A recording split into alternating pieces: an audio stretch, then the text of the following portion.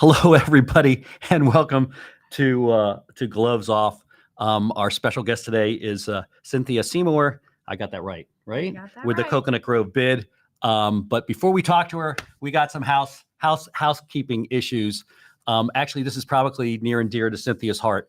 Can you play the clip of the fire at oh my God, Golden Rule Restaurant in Palmetto Bay, please?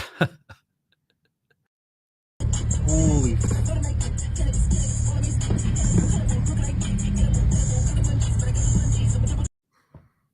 Okay, everybody, if you don't know about this, one of Palmetto Bay's most popular restaurants, Golden Rule, burned down, or some of it burned down. The tiki portion of it burned down on Monday, July 4th, at the same time that the Village of Palmetto Bay was having its fireworks show. It's a strange coincidence, to say the least. Palmetto Bay's come out and said that they had nothing to do with it. It's in probably a quarter of a mile proximity to where the fireworks were being shot off. Nobody knows yet because we haven't gotten a report on whether the fireworks started the fire on the Tiki Hut. I guess the Tiki Hut was the thing that burned down. It's if you've never been there, it's a great seafood restaurant. But what's really interesting is the Village of Palmetto Bay is trying to cover up the fire. I actually have two Facebook posts by Al Sunshine. There we go. That's Al Sunshine. He is a award-winning reporter. So that's one of his Facebook posts questioning the village on the fire, and then he wrote another post. That's it. I'm going to actually read this one because it says. Had the vice, this is from Al Sunshine. He was a reporter. He's a reporter, or was a reporter. I think he's a retired reporter now, but he's very active in the South Florida market. Had the vice mayor criticized me. The vice mayor is Liam Tellem for spreading rumors because I asked a question about the possible connection between Golden Rule Fire and Palmetto Bay's fireworks show. Dear Madam Vice Mayor, asking a question on everybody's mind is not spreading rumors. You decided not to friend me here. I can live with that. P.S. I blocked you. I'm not spinning my post to meet your official position. Complaint to me about the post is everyone's right. Complaining about asking a question on everybody's mind to suppress discussion smacks of disinformation and media manipulation, which we all know that Palmetto Bay does on a daily basis. And as a local official, I'm really disappointed by your decision. Open discussion and truth will reveal the possible cause of this fire. The public has a right to know and ask whenever they like. It's called the First Amendment. So apparently, I was not the only one asking questions about the fire.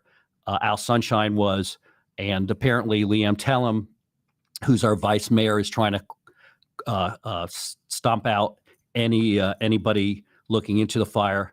We're all waiting the fire department's official position on what caused the fire, but we know it was started on the top of the Tiki Hut, and it definitely started during the Village of Palmetto Bay's 4th of July celebration, which is a very interesting conversation that I'm going to have because the individual sitting next to me is actually in charge of the fireworks, or the July 4th fireworks, which was not a fireworks show, in Coconut Grove. So now that we know that there might be some sort of coincidence, or there was definitely a coincidence in a fire between the July 4th and Palmetto Bay, okay, and Golden Rule being half of Golden Rule burning down. So tell me, what did Coconut Grove do? Wait, first of all, okay, let me ask you that question, and then we're going to get into a little bit of your history. So thank you for letting me go through. No problem. By the way, the opinions of the guest, host, and callers are not there. Thank you. There's my disclaimer. The opinions of the host, guest, and any callers and anyone who comments are not representative of the opinion of Mr. Singer's employer or anyone associated with Gloves Off. Have to always put out that disclaimer. And if you guys have any comments or questions for Cynthia or myself, you can type them in and we'll answer them. So what did Coconut Grove do, okay, for July 4th? So this is a really interesting segue. We, a couple of years ago, just prior to COVID, I visited Shanghai. And what I noticed was for the New Year celebration, they didn't have fireworks. And I thought, well, that's sort of interesting because they make fireworks in China. And what I found out was they did a tremendous, gorgeous light show using the buildings, but they also used drones. The following year, for the New Year celebration in Edinburgh, it's called Hogmanay. They did a whole, because everybody was locked in, they did a whole series of drone shows and poetry by one of their national poets. And I was so moved by it, I cried. And I thought, this is the direction, this is the future, these drone light shows. And so I started pecking around, and it was a little bit on the leading edge of lunacy at the time. Yeah. People looked at me like I had three heads, like, what do you mean you want to do drones instead of fireworks? But one of the things that happened really early on, I used to be an assistant, or I was the district director for Commissioner Ken Russell's office here in the city of Miami City Hall.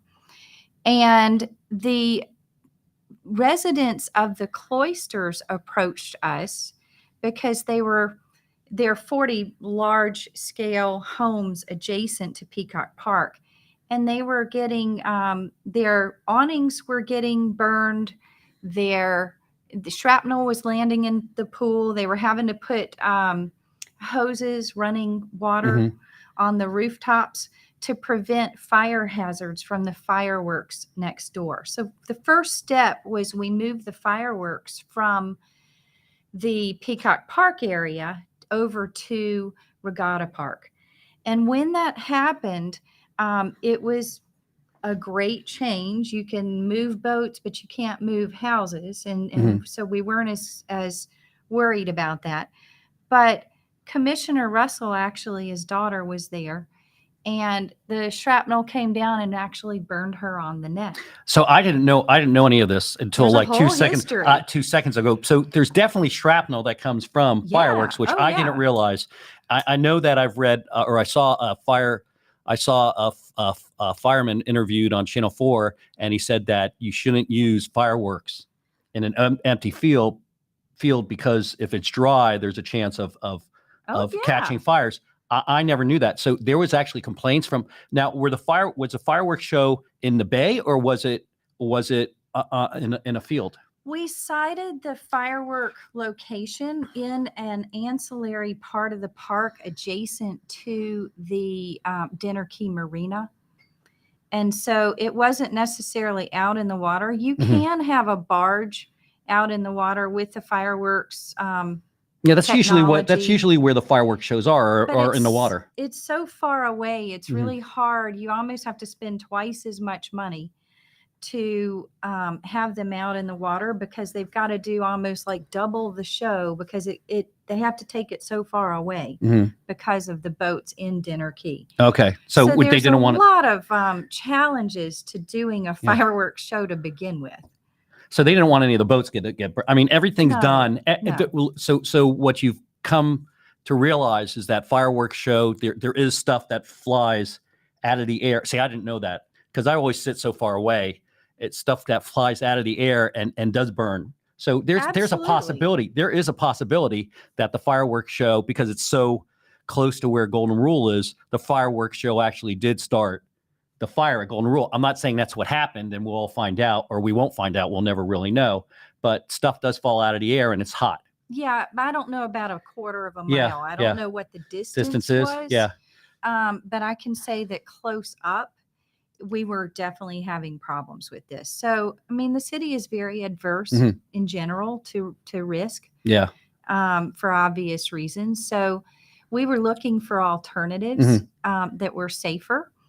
And when I saw this whole drone thing happening, my first reaction was, people, they're going to be traditionalists that push back and say, oh, we want the fireworks. But my thought on that was, there's plenty of places where they can go watch fireworks, and we can do something new that's That's actually pretty interesting, though. I mean, firework. Listen, you hear a lot. Like, I know my dog climbed over the fence during fireworks show. I'm not, and I happen to like fireworks show. I went to Naples to watch their fireworks show. Okay. Of course, that one was in the water. We were on the beach or whatever. And but I know that the noise it bothers people, that old military guys with PSD, yeah, and it drives PTSD. dogs, and it drives animals absolutely loony. There are so many. The veterinarians have to, like, a lot of times they're prescribing sedatives for these animals because it is extremely upsetting to the animals. It's very upsetting to birds. It impacts water quality as well, because all of this stuff is landing in the waterfront. So, I mean, there's a ton of reasons why we need to look at an alternative that's safer. And I always thought that was really reactionary, right? Until my dog started climbing over the fence. Because I like fireworks. Everybody loves fireworks. Everybody loves the 4th of July. It gets a little crazy in Florida now because you can actually buy fireworks. When I was growing up here, and you couldn't buy fireworks. It was illegal, right? So now everybody and their mother has fireworks that they're shooting off by your house and everything. But so tell us what did you do with the drones, and were there loud noises, or how did that all work? Okay, so we have been doing quarterly events with the Miami Symphony Orchestra, and people, the crowd has just really started growing from these. They're seeing these shows. It's not a stuffy, buffy kind of orchestral like performance. The maestro, Eduardo Monterret, he is a whimsical, visionary kind of guy, and he loves to sort of make the music very accessible. So our audience already has been growing for those events. So we decided we were going to do patriotic music and a whole mix. He brought in a whole mix. I mean, you want It's not live. It's on a. No, it's live. It's live. It's all live. It's a Interesting. 90-piece orchestra. Wow, out live in Peacock Park. Interesting. Live. And then we had a lighting company light up all the palm trees in red, white, and blue. And then they were this beautiful background. We changed the colors depending on the season of these events. So that's our sort of stage set backdrop for the orchestra. And then the drones came up out of the side, out of the right side of the park.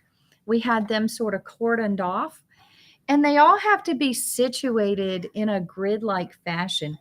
These things came up out of the ground, and you could just, every single person, just like, you could feel they were just dazzled. And so these drones, they started off with the Miami colors, orange, white, green. They lifted up, and then they flew over in a formation, and then they create above the palm trees that were already lit up. So they were sort of dancing above, and then you would see them change their patterns. So at one point Miami lit up, and then they came back down, and then you saw 305, and then you saw a cafecito, kind of like coffee, start to pour out of the coffee maker into a little cafecito cup, and everybody loved that one because it's so Miami. Very Miami. Yeah, very Miami. There were stars. There was a USA American flag. So these guys knew in advance kind of how to customize it for us, how to make it a Miami story. Simultaneously, the mayor was invited up, and he had to practice. But Mayor Francis Suarez stood up and led the orchestra in the Star Spangled Banner. Great. And that was terrific. So all in all, I think people didn't know what to expect. And we did get a lot of comments on social media like, why no fireworks? It blew everybody out of the water. I think the photographs and the videos were fun for people that didn't get to see it to see, but there was nothing like seeing it in real life. So how many drones do they use? I think there were around 300. Wow. Yeah, yeah. And these things are there's only a few companies in the country that Hmm. do this. Um, they have to have FAA licenses and like permits and all this kind of stuff. It's a very high tech thing. And is the cost comparable No, to it's a no? lot more. It's a lot more. It's a lot more. I mean, like double the cost, or Double the oh, cost. really? Yeah, it Okay, is. but I mean, But yeah. the mayor was able to secure some wonderful sponsorships. Oh, So I that's good. really have to like. He's really the one that He's a like good guy. pulled this Yeah. concept over the made it happen. Yeah. Okay. Well, I mean, you know what? It sounds like a more environmentally friendly Yeah. type endeavor, and it's something that's very visionary, and you don't get to see. I mean, I've never heard of it before. Oh, I wish you'd been I there. wish. I wish. You'd have loved it. I'd like to actually see the video of it. And I guess people are probably pretty happy because it doesn't cost start fires. Yeah. I see No. all the fireworks shows I've ever seen, for the most part, except for Palmetto Bay and Biltmore.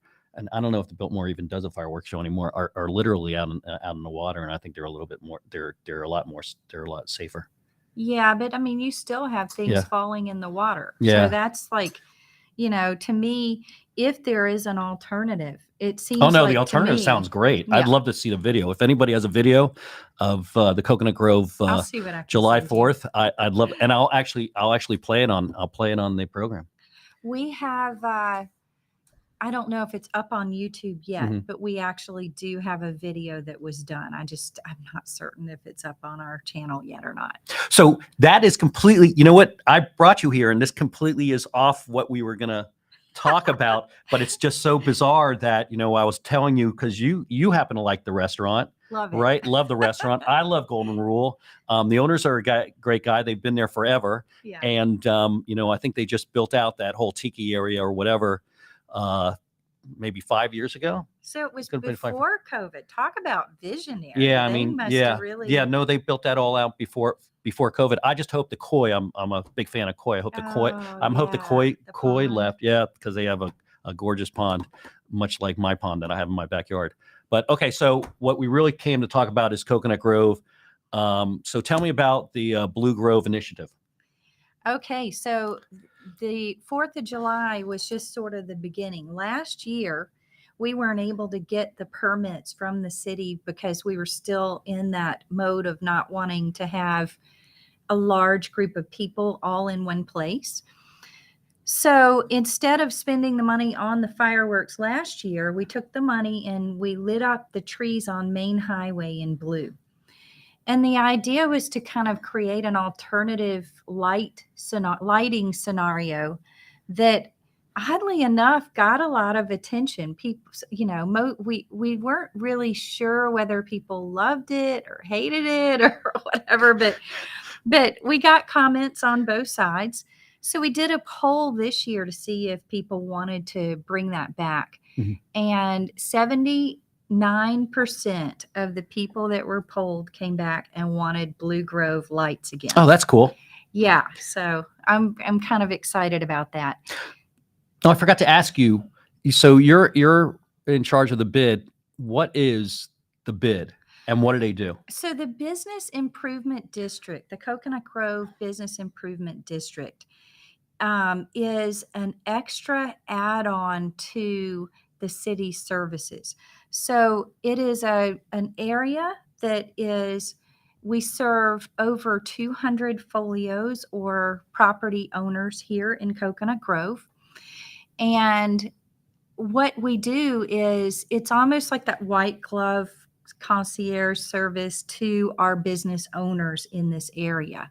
So they've agreed to be assessed an extra amount on an annual basis for us to make sure that the area is safe, clean, events are happening, and that we're really drawing and attracting people to Coconut Grove. So does all the events you have, does it come from the bid, or does it come from residents' taxpayer dollars? It is a hybrid. Some of we do small scale programs. Mhm. Generally, our larger programs are during the holiday season and 4th of July. And then we pepper in over the other months family-oriented events. At the same time, there are private events coming in to the area, and we step beside them and help them to promote their events. For example, Coconut Grove Arts Festival, that's been around forever. Forever. We also sponsor the Miami Symphony Orchestra on a quarterly basis. We do events for Mother's Day, Father's Day, Halloween. So all the family-oriented events that are kind of drawing people, we're in charge of kind of making those happen. So I have a whole team that works with me on that. Well, sign me up. I live here. I live in my office anyway. So, so what kind of upcoming events do you have now? The Arts Festival is in February, right? Arts Festival is in February. Yeah. So I'm going to go back to Blue Grove though, because it started off as sort of an alternative to the fireworks. And the idea was to have it long enough that it spanned all the way through. It didn't make sense to put them up and take them down. But it spanned through September, and September is International Coastal Cleanup Month. Okay. And so there's International Coastal Cleanup Day on this third Saturday, and this is all over the world. People are going out and cleaning up their waterfronts. So we decided we would end with that, and that we would throw an event last year with local blues musicians. And we cited these blues musicians throughout Coconut Grove, and people came and had a ball. So that was it was more about raising awareness and less about actually what sort of changes do we need to make as individuals and businesses to be better stewards of our waterfront. So Commissioner Russell kind of played with me on that and said, how can you take this to the next level and make this be more than just awareness raising, but actually an initiative where people are acting and that changes the way people do business, that changes people's habits. And so we're taking that challenge on this year, and you're going to be interested. I know you're interested in the water. We have a series of different moves that we're going to be doing throughout the course of the next few months, July, August, and September, where we're going to be encouraging businesses to look at reducing their single-use waste. Interesting. So there's a handful of different ways we're going to do this. One of the first efforts is we are sharing water-soluble retail bags with the retailers. July is plastic-free month, so we're actually going to partner with Debris-Free Oceans, and we're going to raise awareness through Debris-Free Oceans during Plastic-Free Month. We have another business owner. Her name is Claudia Lopez, and she has a concept for collecting the plastic waste throughout the Grove and then inviting students and youth to come create art out of that in the month of September.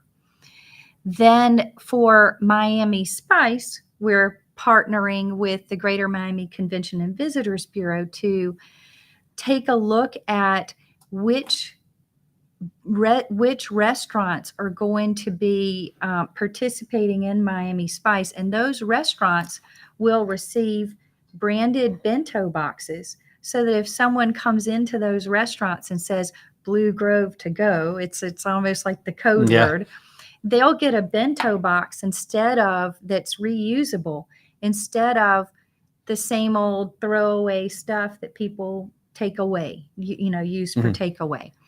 For our coffee shops, we have branded porcelain cafecito cups, and they're really, really cute. I should have brought you one. Oh, you should have brought me one. Yeah, because I can't tell you how much coffee. Everybody who knows me says, Singer, you got to lay off the coffee. Well, I'll make sure you get one, because they're quite nice. They're really pretty. They look exactly like the cafecito cups, but crazy enough, the outfall that is over on Seminole, the Seminole boat ramp Mhm. area, is actually the state of Florida, and it comes all the way from Calle Ocho. And out of this outfall, we noticed all sorts of things, including the cafecito cups. And that was where I was kind of like, we need an alternative to that. So I have been actively engaged in waterfront cleanups for years and years and years. And every time I get out there, I see something I not only want to change about myself, but and my own consumer patterns, but I also see ways that we can help encourage and influence others to do the same. I think it's going to take a couple of generations. Literally, it's hard, Leading right? edge Because lunacy. people. No, I mean, I'm like, I'm stuck in that pattern, and I need to break out of the pattern. Palmetto Bay. Actually, I passed a law in Palmetto Bay that you're not supposed to use plastic straws, because I was concerned about plastic straws. But of course, they don't have a follow up, and everybody uses plastic There's straws. no way to enforce it. I mean, yeah, but I mean, Pinecrest it actually enforces it a little bit, and Okay. something. So does South Miami. I mean, they go in there, and I think straws and plastic bags. I think that all grocery stores should have to go back to paper bags. Paper bags are still recyclable, but and you can replant trees, but 95% of the plastic that's been made since the 1940s is still sitting there, and it takes years and years and years to degrade. By the way, I failed to mention that my son's here, actually, being a producer. My 14-year-old son, I dragged him in. He's learning how to produce my show. His name's Jeremy, not Daniel. Jeremy Singer. So I want to thank him for producing the show today. But no, it's the plastic bottles that you got to get rid of. It's the straws. It's the plastic bags. And if you look at toothbrushes, you wouldn't believe all the things that are out toothbrushes, there. really? Toothbrushes. I picked up so many toothbrushes. I started buying bamboo toothbrushes. I'd buy an electric powered bamboo toothbrush. Yeah. Okay. Can you figure out? My toothbrush is. Yeah. Yeah, but I mean, there's just some things that you got to hit, and going back to like where they were in the 30s. I hate to say going back to the 30s, but going back to the 30s and 40s when they had a lot more paper products, because you can replant those trees, right? Yeah. And you can recycle cardboard, and you can recycle paper, but there's nothing you can do with plastic right now. Well, it's even worse than that. If you speak with any of the solid waste directors of any of these cities, they're all facing the same challenges. I had a lot of conversations with ours at one point, and what he was saying, not the current one, but the previous director, China stopped taking our plastic, and we don't have anywhere to throw this stuff away. There is no away on this planet. No, there's no way. No away. So we say throw away. There's no away. Where is away? Yeah. So I think that people don't realize that the biggest change can happen when you yourself as a consumer start making those little incremental changes in your own life, and then it trickles over to your family, and then it trickles over to your workplace. One of the first things that I did when I came into the bid was I put my foot down and refused to allow my team to purchase plastic water bottles for our events. And the first thing that we purchased were the metal reusable bike bottles, basically. And we started just giving those away at our events. And we partnered with Elliot Duran from the Pure Water Factory. Now he comes to all of our events, fills the bottles of water for people, and is able to simultaneously market his business. So, there's a lot of wins. No, I mean, that's I'm thinking about getting I don't want to drink the water out of a tap, but I'm thinking about getting one of the big bottled water machines and talk to Elliot. He's amazing. And I'm more than happy to. And that's what I was thinking. Like, people grab water bottles because it's already filled with water, right? Yes. So, I mean, it has to be. This is like a really weird. I guess I don't know if it's all over the world, but the country is everybody wants stuff fast, right? Yes. So if you're at the art show and and you have some place to fill your container, your metal container with, I think that works great. But if you're at the art show and you just get a container with no water, Yeah. I think people are going to bring their own bottled waters, or you're going to see the vendors sell bottled waters.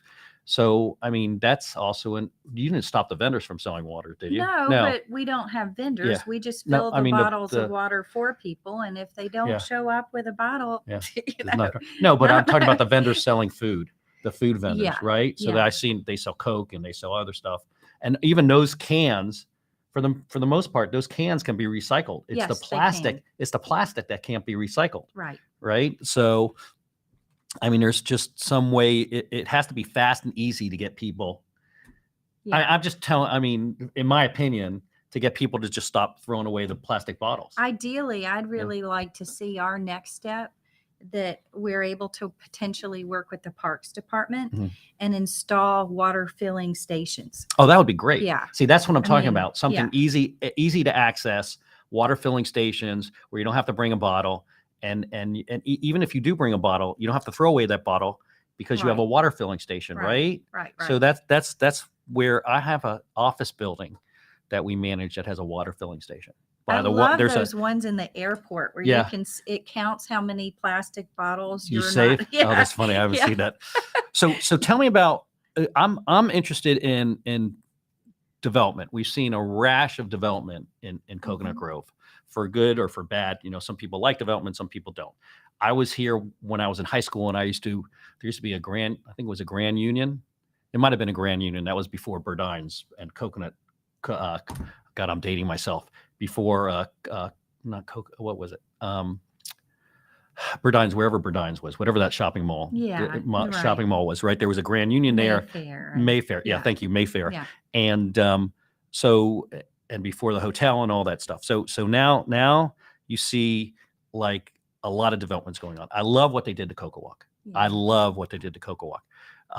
To date myself even more, I used to roller skate when I was a kid around Coconut Grove because they actually had somebody that was rented roller skates right where Cocoa Walk used to be. On Oh, that corner, there fun. was a gas station, if I remember correctly, and there was somebody that rented roller skates. So you see all the development now, right? So in the last I guess it was 5 years ago that development's really picked up. Gorgeous, absolutely gorgeous buildings. Yeah. Okay, it's not the hippie place where it used to be when I was growing up, because this used to be the hippie area, and a lot more, I would assume, restaurants. Right. And a lot more retail. It's really coming into its own, right? So tell us what else is on the horizon that you know of that everybody can expect in Coconut Grove. We're going through a real renaissance right now. All urban areas. I have a background in landscape architecture, and there are shifts and changes. Change happens in every city, no matter which city. You've got your ups and your downs. Right now, we're on the verge of a real crest. And we've had over 50 businesses in the past couple of years, in the past year since the pandemic, open up in Coconut Grove. These are restaurants. Just recently, we've had a mall open up. Sadel's is winning awards. We've had a variety of restaurants getting the Michelin stars. For example, we've got Cruise Kitchen is one of them, Los Felix. And then we also, so what's happening is there is an all new sort of global flavor happening to Coconut Grove that is layering on top of the history. And that's what makes Coconut Grove so rich. My favorite cities in the world are those ones that strike that balance between the history and the tradition and the future. So Vienna is like that. San Sebastian in Spain is phenomenal that way. Washington, D.C., it's young and it's edgy, but it's also got a level of tradition. So when you're going through Georgetown, I think that you get that special feel of Washington, D.C. and the youth. I really think Coconut Grove, we're not Wynwood and we're not South Beach and we're not downtown. We're the Grove. We're the history of Coconut Grove or of Miami, basically. It was Bahamian. Yeah, there was definitely initially really early on. There were there were settlers coming in. The Bahamas had some sort of economic downturn, and a lot of them started traveling into this area. And incidentally, the Bahamians knew how to make this arable land here, which Coconut Grove was kind of the beginnings of Coconut Grove. If you look at sort of the original plats, they were agricultural land that was used to create or to grow pineapples, coconuts, all sorts of tropical fruits. And these tropical fruits would be sent all over this nation to the highest end, Waldorf Astoria, if you will, in New York. The fruits were coming from here. So this year, incidentally, 2023, one of the things that we're looking at doing is a month-long celebration of our 150th anniversary. That's great. Yeah. So we're looking forward to I need to that. get an invitation to that too. Yes, you will. So it's interesting because Pan Am Airlines, which is now at City Hall, pretty much started here with the planes that take off out of the water. There's a lot of things. I mean, this is really a very to say rich. Yeah. I hate to say old and rich, but I'll say rich. It has a very rich history of what's gone on here. And you're right. There's been peaks and valleys, and it's actually, and it's really, to me, coming into its own right now with the people that are coming back, because there are. I mean, when South Beach started and it got all popular and everything, you saw a little bit of tapering off in Coconut Grove. Yeah. But now, I think it's really, Coconut Grove is really getting revitalized. Yeah. And there's a lot of interest and there's a lot of activity and there's a lot of fun and there's not as much craziness as in South Beach. Oh, we're not planning on getting crazy. I mean, there's but I mean, you know what I mean? I mean, every day you hear something is going on South Beach that you don't want to hear about. Yeah. And here it's not, you don't hear about it. We're not on the news. Coconut Grove is not on the news, on a daily basis like South Beach is. I think part of it is we're looking to really attract people of all ages. So we're not really and families, right? Yeah, and families. We're not looking to be the party zone of Miami. So, but by the same token, on the flip side, we're creating these memorable events where families are coming. We've got these places throughout the Grove where we create the scenery. Without the Coconut Grove Playhouse, what we're trying to do is look at ways that we can create these scenarios, and we're working with local businesses to do that. So whether it's the blue lights or whether it's we do these almost scenes, on Commodore is where we've been doing them, and also on Fuller. So for Chinese New Year, we did all these lanterns and everyone was coming out taking pictures of the lanterns. And then for Mother's Day, we did flowers everywhere. The Grove was just festooned with flowers and people were coming out. The first iteration of this was our tropical Christmas tree. We had this Christmas tree made with orchids and bromeliads and ferns and all these beautiful, and people were just found it so stunning. They wanted to come out and take their family pictures in front of this Christmas tree. And what we realized is that these are moments where people are making memories with their families again. And that is what the Grove is about, is making memories again, lifetimes of memories. And I think there's just a tremendous amount of possibility there.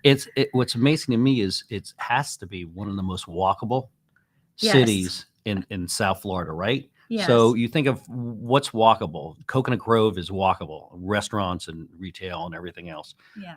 Coral Gables is somewhat walkable, right? Yeah. I mean, South Beach is walkable, but only if you want to go to the beach and you only want to drink. But I mean, there's not a lot of walkable entertainment type cities, excuse me, in South Florida, and we're one of them. Coconut Grove is one of them.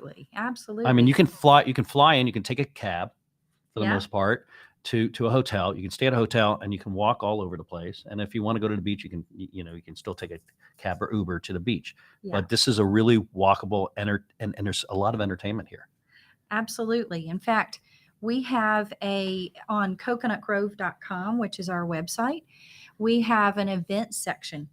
And in that event section, it's really beautiful because when you're almost looking at this calendar of different things going on. I almost wish we could bring it up right now.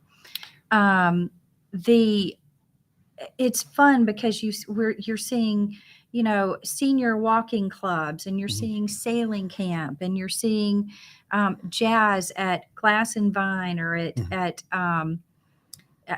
there's music all over the place. So what happens is people are starting to find out about this events calendar, and that's really starting to draw a lot of traffic to our website. But when you look at it on the phone, you can literally scroll through all the things going on in Coconut Grove and sort of make decisions about the kinds of things you'd like to do with your friends and family. And I just remember the old bed races they used to have here. Yeah. Were you around when those happened? Yeah. That was she.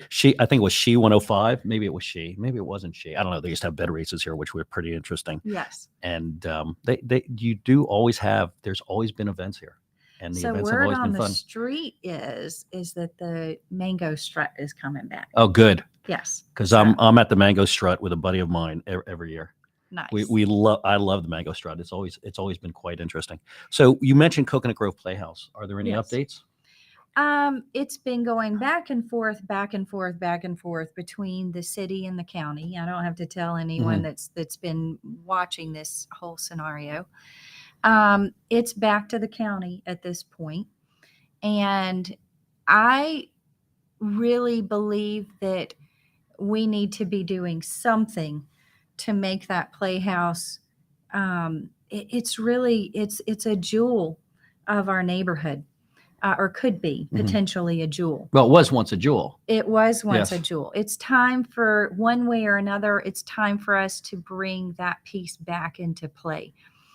And so the Coconut Grove bid has promised or committed, the board has committed a sizable chunk of our dollars, our investment dollars will be going into helping to bring about more parking. So the parking garage.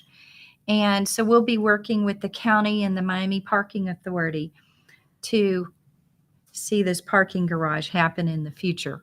Well, that would be attached to the Coconut Grove? It would be adjacent. Yeah, because there is a very large parking field adjacent to the Coconut Grove Playhouse. It's starting to fill up. And one of the things, I think the biggest fallacy is that there's no parking in the Grove. And there are parking garages people don't know about. So you were talking about the walkability. I wish more people knew. I wish there was some way for us to find creative ways to promote these parking locations, because I think people there's a brand new one right across the street from my office. Exactly. And that's going to really start to fill up as soon as those bayfront restaurants come back into play. So was that parking garage filled for the July 4th celebration? I don't know, but I bet it was. There were we were expecting 2,000 or 3,000 people. There were over 10,000 people. Wow. Yeah, it was. Where did everybody park? Who knows? They found a space. They found somewhere, and we do have over 3,000 parking spaces in the area. So. I know we used to ride. I lived in Palmetto Bay my whole life. We used to ride our bikes from Palmetto Bay to not that I could do it now, but to Coconut Grove for some of the festivities. And with the way people drive, my son's looking at me because I'll never let him ride his bike anywhere but our neighborhood because of the amount of traffic and how crazy it is. Back then, it was a completely different. People didn't run you over because I wish people were more mindful of our cyclists, to Yeah. be honest with you. Yeah. On the other hand, I wish the cyclists would be more mindful of cars. I mean, You got a no, point. I mean, it's like, the law is that you can only ride 2 side by side, and you see 5 riding side by side and stuff It like that. goes both It ways. goes both ways. Yes. It's just, but I'm all for cycling because, it's it helps people out. So tell me about Grand Avenue. Any kind of update on?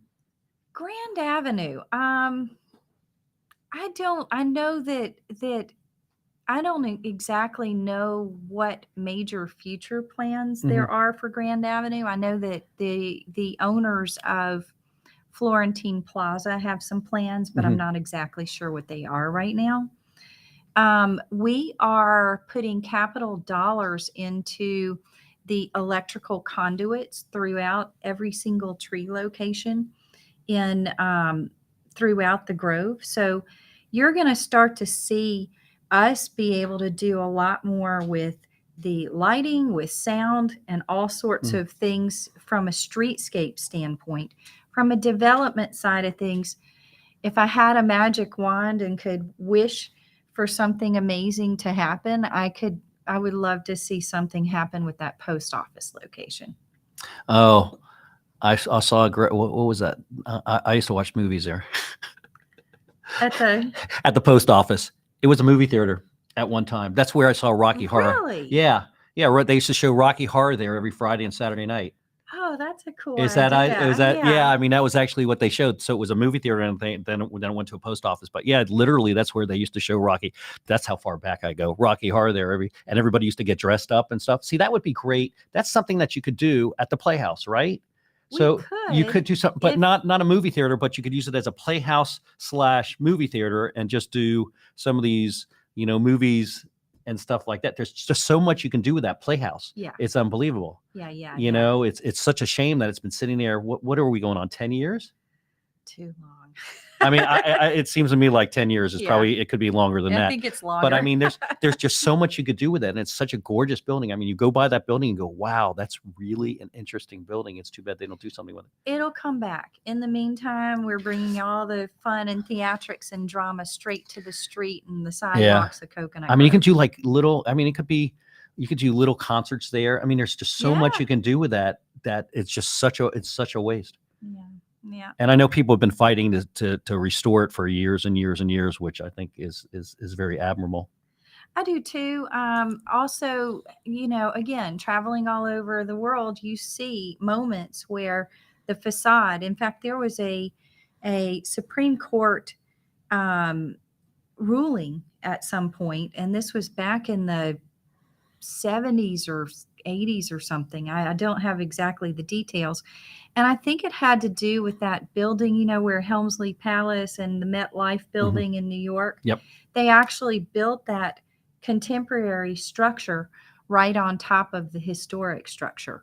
And you see this happening in Philadelphia, you see it in New York, you see it in Washington, D.C., and Atlanta, where there is this hybrid between, again, the past and the tradition versus and kind of working together with the future. You see it in Vienna, you see it in Paris. It's kind of a standard throughout the world to but have this United both. States, we're like, okay, we'll use something one day and then we'll throw it away the next. That's the mindset here, right? I think so, but this ruling said that if you keep the facade and then you're allowed to do whatever you want to, basically, with anything Air rights. Above and behind the street view of the location.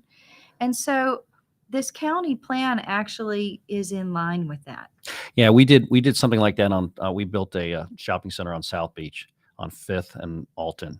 Right. And we actually took the facade of an old I hope I'm getting this right, an old drugstore. And we put the facade on a new building. So if you go by it and there's a plaque there, if you go by there, it had to be a drugstore. I mean, you could actually see where people used to, I saw some old pictures, used to tie their horses up. Oh, cool. Right. So we took the facade and we put it on the outside of the of the building. And if you go inside, it's what is it now? A vitamin shop. Right. And if you go inside, you can see the delineation mark inside the vitamin shop of where the old building used to stand. Nice.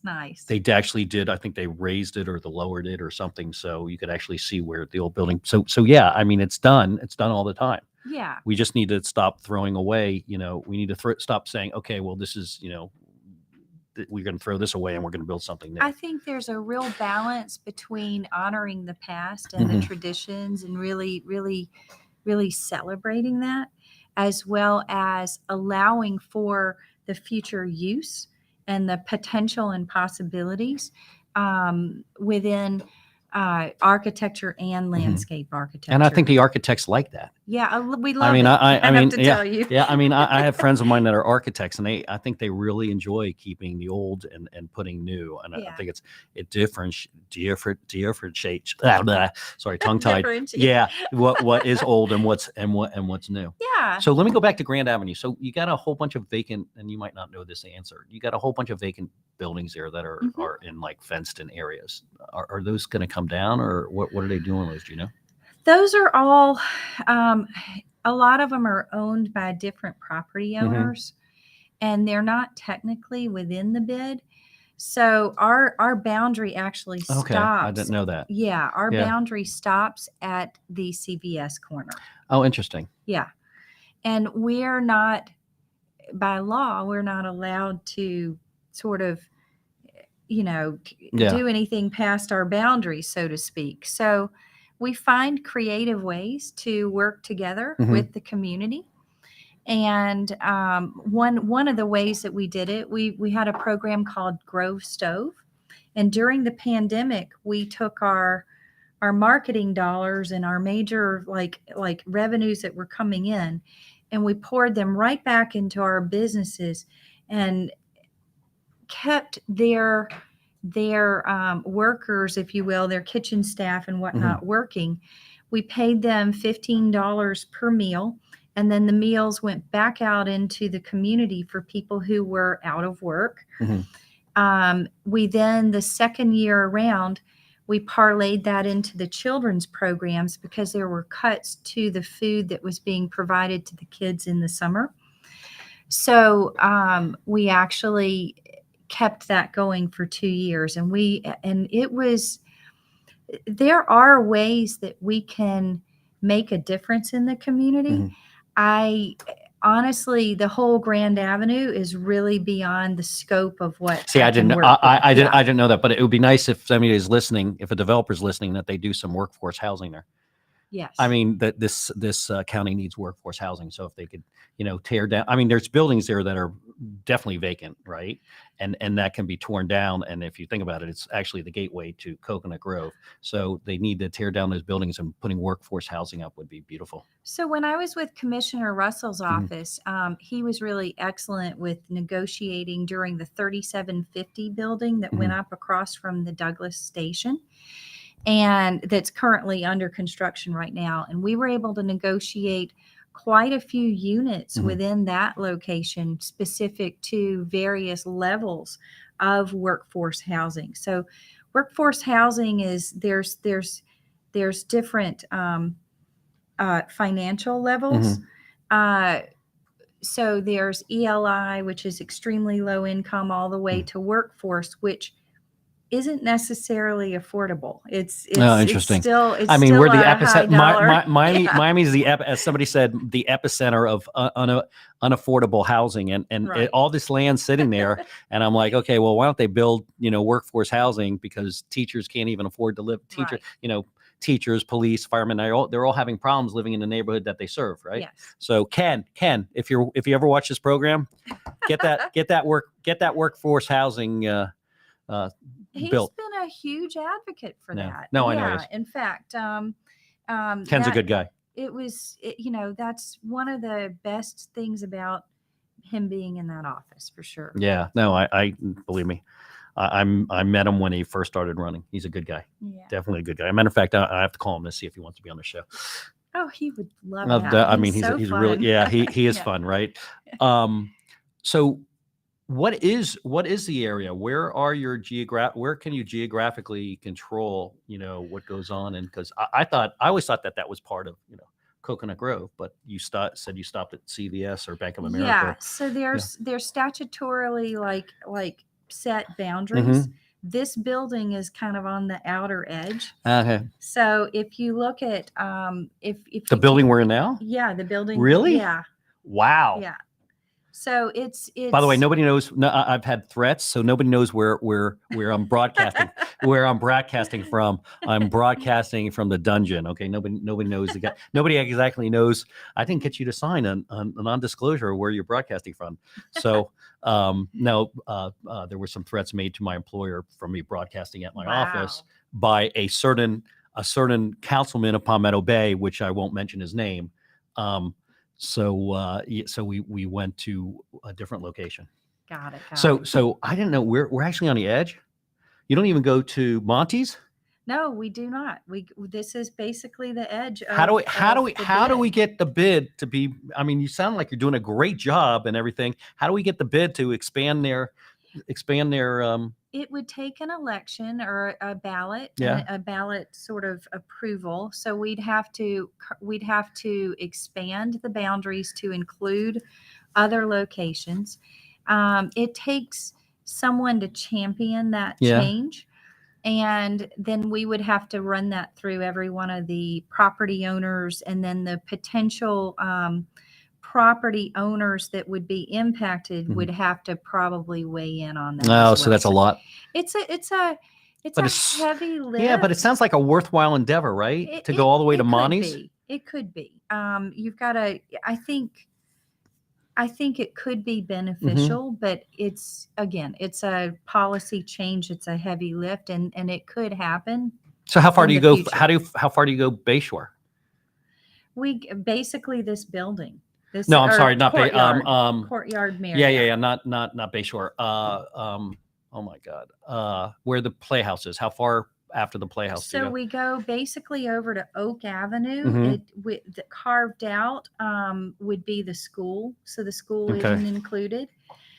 We don't include any residential buildings. Okay. And Glass and Vine is carved out as well because really? Oh, it's a park? Because they're in a city. They're on a city property. Okay.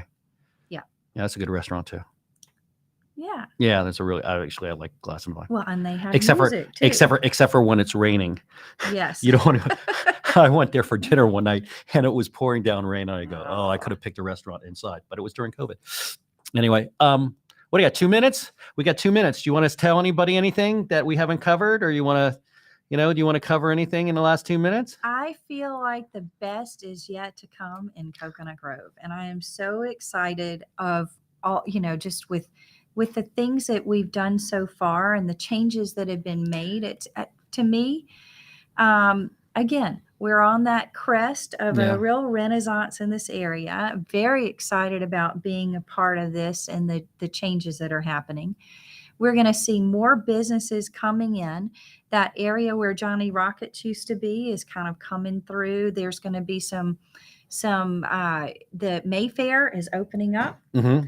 There's going to be some changes happening on Commodore, a new restaurant, some various things opening up on Commodore.